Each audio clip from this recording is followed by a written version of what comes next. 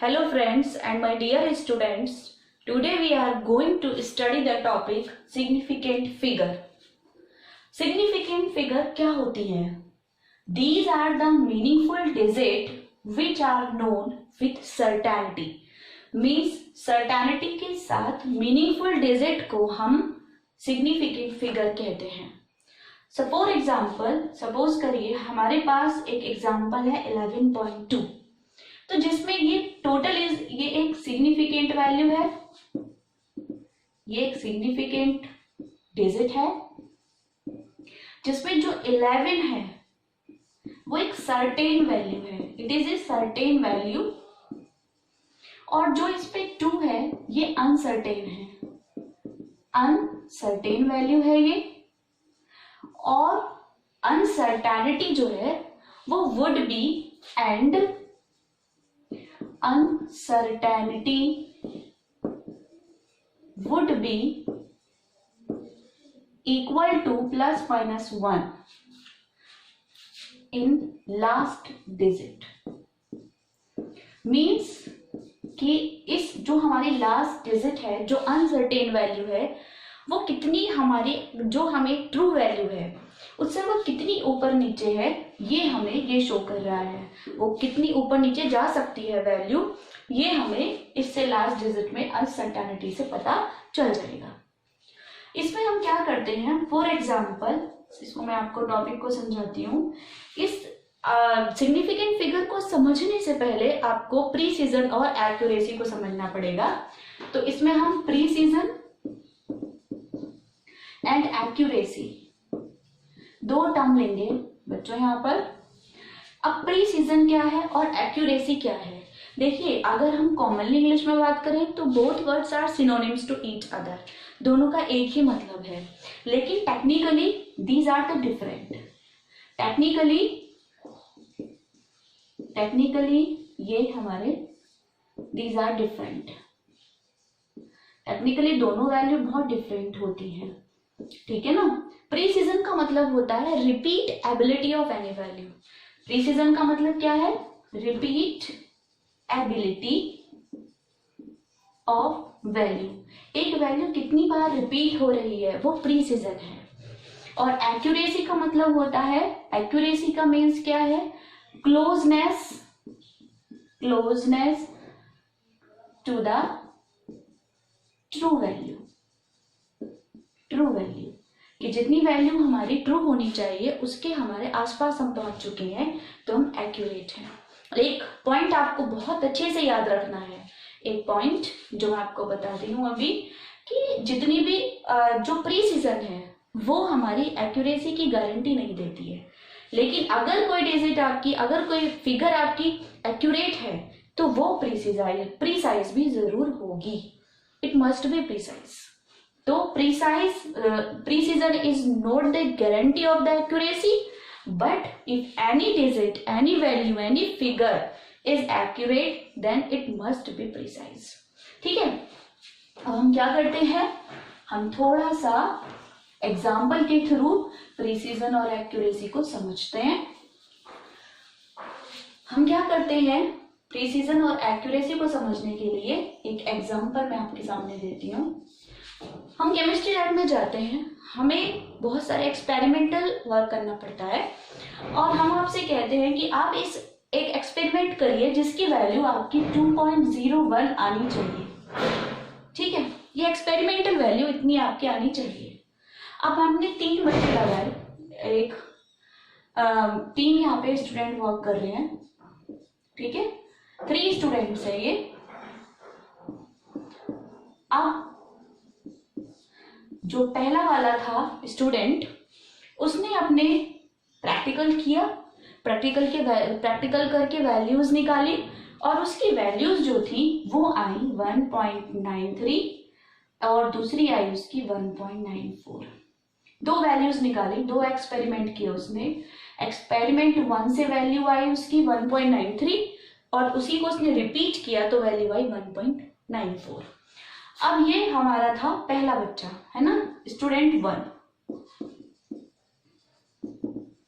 उसकी आई 2 वैल्यू. अब देखिए ये दोनों वैल्यू एक दूसरे के पास है, रिपीट हो रही हैं, तो दीज वैल्यू वाज प्रीसाइज। ये दोनों वैल्यू प्रीसाइज तो हैं, लेकिन ये वैल्यू एक्यूरेट नहीं है, ठीक है ना। तो अगर मैंने आपको पहले भी बताया था कि जो प्रीसीजन है या प्रीसाइज वैल्यू है वो गारंटी नहीं देती एक्यूरेसी की। तो जो वैल्यू प्रीसाइज है वो एक्यूरेट भी हो ऐसा डेफिनेट नहीं है।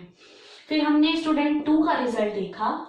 स्टूडेंट 2 ने अपने दोनों एक्सपेरिमेंट्स किए और रिपीट किया और उसने अपना जो फिगर था वो बताया कि 1.90 एंड 2.05। अब आप देखिए, ना तो ये वैल्यू प्रीसाइज है, रिपीट भी नहीं हो रही है, और एक्यूरेट भी नहीं है। तो ना तो ये प्रीसाइज है और ना ही ये एक्यूरेट है। तो सेकंड वाला जो स्टूडेंट है उसका रिजल्ट बिल्कुल गलत है। और स्टूडेंट 3 ने हमें बताई वैल्यू, उसकी वैल्यू आई 1.99 और 2.01। तो उसकी वैल्यू जो थी वो बिल्कुल हमारी जितनी वैल्यू आनी चाहिए थी उसके बिल्कुल क्लोज वैल्यू है। तो ये प्रीसाइज भी है और एक्यूरेट भी है। मैंने आपको पहले भी बताया कि एक्यूरेट अगर कोई डिजिट है, कोई वैल्यू है, तो वो प्रीसाइज तो होगी ही होगी। तो यहाँ पर जो थर्ड स्टूडेंट है उसका रिजल्ट बिल्कुल सही है। तो इस तरीके से हम प्रिसीजन और एक्यूरेसी को देख सकते हैं, ठीक है। अब हम कुछ हमारे कुछ रूल्स हैं जो हमें बताएंगे, कि कितनी सिग्निफिकेंट फिगर हमें कहाँ कहाँ लगानी है, कितनी कितनी होंगी। तो 5 रूल्स हैं हमारे सिग्निफिकेंट फिगर को मेजर करने के लिए। तो मैं आपको रूल्स बताऊंगी कैसे आप सिग्निफिकेंट फिगर निकाल सकते हैं, ठीक है। तो रूल्स नंबर 1, हम रूल्स देखेंगे सिग्निफिकेंट फिगर को मेजर करने के लिए। रूल हमारा 1 कहता है कि all non 0 digit are the significant figure. कि जैसे मैंने लिखा 2, 3, 5, मैंने एक डिजिट आपके सामने रखी 2, 3, 5 और पूछा आपसे कि इसमें कितनी सिग्निफिकेंट फिगर हैं, तो आप बोलेंगे इसमें 3 सिग्निफिकेंट फिगर हैं, 3 सिग्निफिकेंट फिगर्स, ठीक है। क्योंकि अगर all non 0 digit are the significant figure. Rule number 2 क्या कहता है, अगर आपका डेसिमल पॉइंट है और उसके बाद आपका 0 है और फिर कोई डिजिट है, ठीक है, तो ये जो आपकी 0 है ये नॉट काउंटेबल, ये काउंट नहीं होगी। तो सिग्निफिकेंट फिगर यहाँ पर 1 ही होगी, ठीक है। डेसिमल पॉइंट के आगे अगर 0 है, 0 के आगे कोई डिजिट है, तो 0 is not countable, only digit is countable. मैंने आपसे कहा 0.0052 है, तो यहाँ पर ये आपका 2 सिग्निफिकेंट फिगर है, ठीक है। रूल नंबर 3 कहता है अगर 2 डिजिट के बीच में 0 आ जाती है तो वो काउंटेबल होंगी, सिग्निफिकेंट फिगर्स होंगी। तो यहाँ पर 5 और 8 के बीच में 2 0 हैं, तो 0 भी काउंटेबल होंगी। तो यहाँ पर 4 सिग्निफिकेंट फिगर्स हैं, ठीक है, क्योंकि all zeros are countable between the 2 digit. तो यहाँ पर हमारी 4 सिग्निफिकेंट फिगर हो गई। अगर आपका 50304 है तभी भी आपका वो काउंट होगा 0, ठीक है। तो यहाँ पे कितनी हो जाएंगे, 1 2 3 4 5, तो यहाँ पे आपकी 5 सिग्निफिकेंट फिगर हो जाएंगी। रूल नंबर 4 क्या कहता है, ध्यान से सुनिएगा, कि अगर आपका पहले एक डेसिमल पॉइंट है, फिर कोई डिजिट है और राइट साइड में आपका 0 है, तो वो 0 काउंटेबल होंगी। तो यहाँ पे सिग्निफिकेंट फिगर आपकी 3 हो जाएंगी। और अगर आपका यहाँ पर डेसिमल पॉइंट नहीं है, राइट साइड में केवल 0 है, तो ये नॉट काउंटेबल, तो यहाँ ओनली 1 सिग्निफिकेंट फिगर होगी। आपको ध्यान रखना है, डेसिमल पॉइंट के राइट हैंड साइड में सारी 0 काउंटेबल होंगी, और अगर डेसिमल पॉइंट नहीं है और आपके राइट हैंड साइड में जीरोज हैं तो वो काउंट नहीं होंगी, ठीक है। रूल नंबर 5 कहता है कि आपका एग्जैक्ट वैल्यू जितनी भी है वो सारी उनके पास infinite number of significant figure होती हैं। जैसे मैं कहती हूँ 2 बॉल्स, तो मैंने आपको एग्जैक्ट नंबर दिया 2, तो यहाँ पर सिग्निफिकेंट फिगर हो जाएंगी 2। मैंने आपसे कहा 12 बनानास, तो मैंने आपसे कहा 12 बनानास, तो एग्जैक्ट नंबर दिया 12, तो उसमें इंफिनिटिव सिग्निफिकेंट फिगर होती हैं, तो यहाँ पे 12 सिग्निफिकेंट फिगर्स हो जाएंगी। तो इस तरीके से आप सिग्निफिकेंट फिगर निकाल सकते हैं। मेरे पास एक बच्चे की क्वेरी आई थी, ये आप ठीक से देख लीजिए। रूल 5 मैं रिपीट कर रही हूँ। रूल 1 का मतलब है कि जितनी भी नॉन जीरो डिजिट होती हैं सारे सिग्निफिकेंट फिगर होती हैं। रूल नंबर 2 कहता है कि अगर डेसिमल पॉइंट के बाद जीरो है, जीरो के बाद डिजिट है, तो डेसिमल पॉइंट के बाद वाली जीरो काउंट नहीं होगी सिग्निफिकेंट फिगर में, चाहे वो कितनी भी जीरो हो। रूल नंबर 3 कहता है कि अगर 2 डिजिट के बीच में जीरोज आए तो वो काउंटेबल होंगी, वो सिग्निफिकेंट फिगर्स होंगी।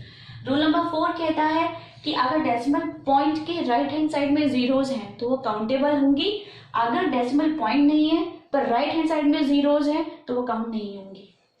रूल नंबर 5 कहता है कि एग्जैक्ट नंबर में इन्फिनेटिव सिग्निफिकेंट फिगर्स होती हैं। तो जैसे हमने यहाँ पर एग्जांपल्स ली हैं, तो आई होप कि सब कुछ आपको क्लियर हो रहा होगा। मैं एक बच्चे की क्वेरीज आपको देती हूँ। उसने मुझसे पूछा था कि मैम अवोगाद्रो नंबर में कितनी सिग्निफिकेंट फिगर होंगी। तो अवोगाद्रो नंबर होती है 6.023 इंटू 10⁻23। इसमें सिग्निफिकेंट फिगर कितनी होंगी? देखिए, अगर सिग्निफिकेंट फिगर इसमें ओनली 4 होंगी। मैंने आपको समझाया कि जितनी भी सर्टेन वैल्यूज होती हैं वो सिग्निफिकेंट फिगर्स होती हैं।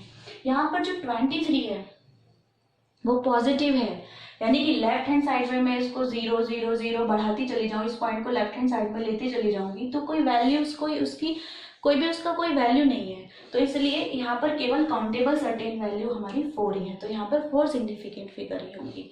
तो इस तरीके से हम इस टॉपिक को कंप्लीट कर सकते हैं और इसको हम अच्छे से न्यूमेरिकल्स में यूज कर सकते हैं।